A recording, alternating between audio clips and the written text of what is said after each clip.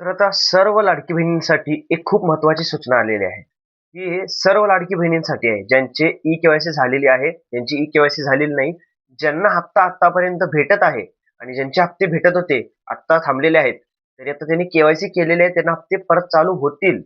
But he जी महत्त्वाची जी सूचना आहे, ती सर्व लाडकी बहिणींसाठी आहे. कारण का त्यांचे हप्ते बंद होऊ शकतात. जे लाडकी बहिणींना पैसे आत्तापर्यंत येत आहेत, त्यांचे सुद्धा हप्ते बंद होऊ शकतात. तर ते कशामुळे बंद होऊ शकतात? की हे 4 महत्त्वाचे कागद आहेत. ही 4 महत्त्वाचे कागद तुमच्याकडे जर नसेल सरळ, तर तुमचा हप्ता बंद होऊ शकतो. तर ते 4 महत्त्वाचे कागद काय आहेत? आपण आता जाणून घेऊया व्हिडिओमध्ये पुढे. तर व्हिडिओ न स्किप करता पूर्ण व्हिडिओ बघा. तुम्हाला सगळं व्हिडिओमध्ये कळेल. आणि आपल्या चॅनलला अशीच नवीन-नवीन माहितीसाठी आपल्या चॅनलला सबस्क्राईब करा, लाईक करा, शेअर करा आणि जास्तीत जास्त करून सबस्क्राईब करा आणि जर तुमच्या मनात काही प्रश्न असेल, तर तुम्ही नक्की कमेंट करा. मी सगळ्यांचे उत्तर देण्याचा प्रयत्न करेन प्रश्नांचं. तर आता जाणून घेऊया आपण, की हे 4 कागदपत्रे काय आहेत आणि हे कशामुळे तुमचा हप्ता बंद होऊ शकतो.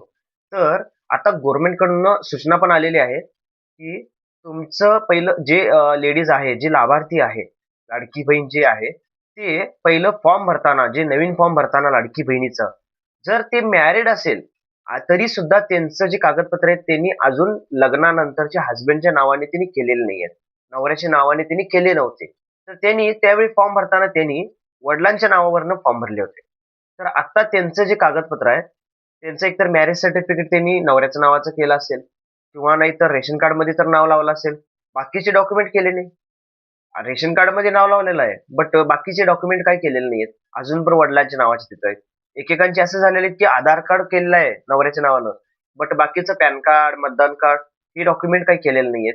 तर ते सगळ्या लाडकी बहिणींना हे जे 4 महत्त्वाचे कागदपत्र आहेत, म्हणजे 4 म्हणजे हे ऐका तुम्ही. तुमचं एकतर लिव्हिंग सर्टिफिकेट, बर्थ सर्टिफिकेट हे तर तुमचं अगोदरचं असणार आहे. ते तर तुमच्याकडे असायला पाहिजे. बर्थ सर्टिफिकेट आता सध्याला गव्हर्नमेंटने सगळ्यांना करायला सांगितलं आहे. तर तुम्ही पण तुमच्या इकडे बघा लवकरात लवकर क्यूआर कोडचं जे नवीन जन्म दाखला आहे, तर ते लवकरात लवकर तुम्ही काढून घ्या. आणि दुसरी गोष्ट म्हणजे 4 कागदपत्र यांचं, तुमचं आधार कार्ड. जर तुमचं लग्न झालं असेल, तर तुम्ही नवऱ्याच्या नावानं आधार कार्ड पाहिजे. आणि जरी समजा लग्न झालं नसेल, तर तुम्ही म्हणत असाल, की आमचं तर मग काही नाही, आम्ही म्हणजे स सगळे डॉक्युमेंट वडिलांच्या नावानं आहेत. ह्यामध्ये पण एक प्रॉब्लेम आहे, की जर तुमचे ह्या पाठीमागील 2-3 वर्षामध्ये जर डॉक्युमेंट तुम्ही अपडेट केला नसाल, 2-3 वर्षामध्ये अपडेट केला नसाल, तर तुम्हाला पण अपडेट करून घ्यावं लागणार आहे. तुमची कागदपत्रे जे आहेत ते अपडेट करून घ्यावं लागणार आहे. जे सिंगल असेल म्हणजे ज्यांचं लग्न झालेलं नाहीये, जे अनमॅरिड असेल, तर त्यांचं सुद्धा त्यांच्या वडिलांच्या नावानं जे डॉक्युमेंट आहे, त्यांचं आधार कार्ड असू दे, पॅन कार्ड असू दे, मतदान कार्ड असू दे, हे सगळे डॉक्युमेंट त्यांना अपडेट करून घ्यावं लागणार आहे. आणि जी राहिली गोष्ट मॅरिड वाल्यांची, की ज्यांनी अजून पण वडिलांच्या नावानं त्यांची कागदपत्रे आहेत, तर त्यांचं आधार कार्ड अपडेट करून घ्यावं लागणार आहे, मतदान कार्ड अपडेट करून घ्यावं लागणार आहे, पॅन कार्ड अपडेट करून घ्यावं लागणार आहे. आणि रेशन कार्डमध्ये पण नाव आहे का नाही, ते पण तुम्हाला बघायला लागणार आहे. नवऱ्याच्या ह्याच्या इथं. पण वडिलांच्या तिथनं कट झालेलं होऊन इथं लावायला लागणार आहे. तर हे सगळे जे कागद आहेत, हे 4 जे आहेत तुमचे जे मॅरिड असलेले त्यांचे, हे 4ही हे तुमचे डॉक्युमेंट क्लिअर असायला पाहिजे. रेशन कार्ड, मतदान कार्ड, पॅन कार्ड आणि आधार कार्ड. हे 4ही डॉक्युमेंट तुम्हाला अपडेट करावं लागणार आहे. यामध्ये जर तुम्हाला काही प्रॉब्लेम असेल, तुम्हाला डाऊट असेल, तुम्ही नक्की कमेंट करा. मी तुमचं प्रश्नांचं उत्तर देण्यास प्रयत्न करेन. आणि जर तुम्हाला काय प्रॉब्लेम असेल, तर तुम्ही सांगा बिनधास्त. आणि जर पुढच्या व्हिडिओमध्ये कशाबद्दल तुम्हाला टॉपिक पाहिजे, पुढच्या व्हिडिओ कशाबद्दल पाहिजे, तर तुम्ही ते पण कमेंट करून सांगा. मी पुढचा व्हिडिओ त्या बाबतीत मी तुम्हाला अ, आणण्याचा आणि पूर्ण क्लिअर सविस्तर माहिती तुम्हाला देण्याचा मी प्रयत्न करेन. आणि राहिली गोष्ट ई-के-वाय-सी बद्दल, तर ई-के-वाय-सी बद्दल अजून सध्या तर अजून काही अपडेट नाहीये. आपला प्रयत्न तर जारी आहे. आणि पाठीमागच्या ह्याच्यामध्ये मी एक व्हिडिओ पाठवलं होतं, की ई-के-वाय-सी बाबतीत जे फॉर्म मी दिलेलं होतं. त्यामध्ये खूप सारे असे लाडकी बहीण आहेत, की त्यामधले त्यांनी फॉर्म ते घेऊन दिले पण. महिला बाल विकास मंडळामध्ये पण दिले, एक-एक जण अंगणवाडीमध्ये पण दिले.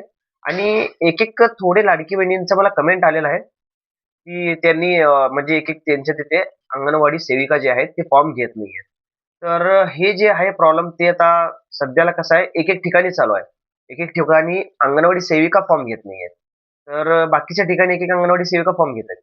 तर आता ह्यामध्ये हे सरकारचा पण दोष नाहीये. की तिथले आता लेडीजच घेत नाहीयेत. तर ते काय करावंच? बट हे लाभार्थीवर परिणाम होतोय. खूप लाडकी बहिणींवर परिणाम होतोय. तर तुम्ही तरी सुद्धा की नाही ऑफिसमध्ये पण विचारून बघा एकदा जाऊन, महिला बालविकासमध्ये पण. तिथे पण जर प्रॉब्लेम असेल, तर मग मी नक्कीच काही तर काही त्यामध्ये सोल्युशन आणण्याचा प्रयत्न करेन. मी आमच्या इथं ऑफिसमध्ये विचारून बघेन आणि जर यावरती काही उपाय आहे का सर म्हणून. जर जसं मला कळेल, तर मी तुम्हाला लवकरात लवकर मी कळवण्यात येईल. तर अशाच नवीन-नवीन माहितीसाठी आपल्या चॅनलला सबस्क्राईब करा, लाईक करा, शेअर करा. धन्यवाद.